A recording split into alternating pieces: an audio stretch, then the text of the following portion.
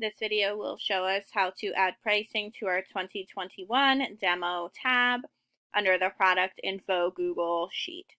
So you're going to go across the tabs till you find 2021 demo. You're going to find the products listed along with the price. Let's say we were looking to put in pricing for the butterfly effect. We'll take that product name over to our product list tab.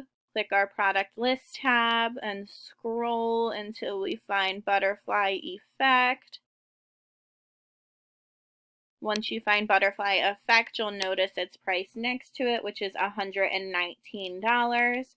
You'll then move back over to the 2021 demo tab, enter the price in the price column, and repeat for the next item. So if you're looking for a heart massager, you'll go over to your product list, scroll till you find heart massager, which is right here. Again, find the price, and then copy it over into your product demo tab.